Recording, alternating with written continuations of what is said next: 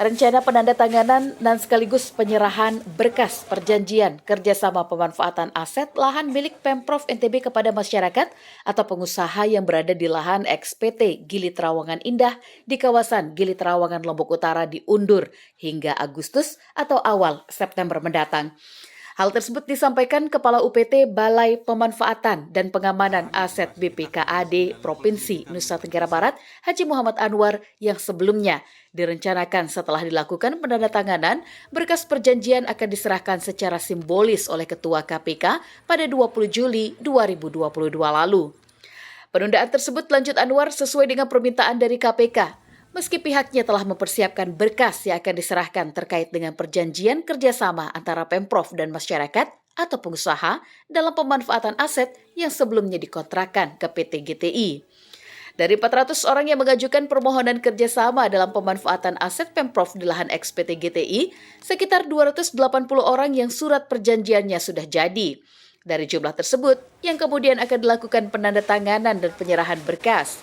Di samping berkas yang lain masih dalam proses. Anwar juga menyampaikan tim Satgas Optimalisasi Aset Pemprov NTB di Gili Trawangan hingga saat ini masih terus berupaya agar semua lahan XPT GTI dapat dikerjasamakan, baik kepada masyarakat maupun kepada pengusaha. Oleh sebab itu, Pemprov menargetkan pemanfaatan lahan XPT GTI dapat dituntaskan hingga akhir tahun ini, sehingga tahapan yang telah dibuat tim Satgas Optimalisasi Aset Pemprov NTB di Gili Trawangan dibuat sampai tahap identifikasi dan pemulihan. Mana lahan yang belum kerjasama dan mana yang sudah. Lahan yang belum nanti akan diberikan tanda, baru kemudian ditertibkan dan tahun ini targetnya harus dituntaskan. Seperti diketahui, pemutusan kontrak kerjasama dengan PT GTI dalam pengelolaan aset Pemprov yang sudah sekian lama diterlantarkan. Bahkan polemik kasus PT GTI ini menjadi perhatian publik selama ini. Namun setelah proses tahap adendum yang dilakukan Pemprov untuk memperbaharui kontrak kerjasama dengan PT GTI, namun karena tidak ada titik temu kesepakatan antara Pemprov dengan PT GTI terkait dengan adendum, maka Satgas Investasi Nasional Kementerian Investasi (BKPM) memutuskan kontrak dalam pengelolaan lahan milik Pemprov NTB meski kontrak kerjasama antara Pemprov dengan PT GTI dalam pengelolaan aset akan berakhir hingga 2026 mendatang.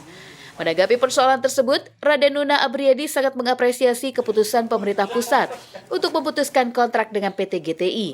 Pasalnya, sejak kontrak ditandatangani, PT GTI tidak mengelola secara penuh kepercayaan yang diberikan oleh pemerintah Provinsi NTB. Dampak dari pemberian HGU itu sangat besar bagi kelangsungan usaha pariwisata di Gili Trawangan. Salah satunya, pemerintah daerah bisa mendapatkan pajak dan retribusi atas usaha yang terbangun bagi di atas tanah tersebut.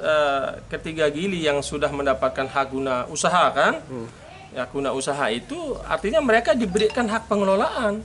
Hak guna usaha itu memperkuat status hukum terhadap pengelolaan aset-aset yang mereka lakukan, yang mereka akan kerjakan. Kalau tanpa status, artinya ini ilegal. Gitu, mengelola lahan yang tidak berstatus. Ini kan semuanya tanah negara sesungguhnya.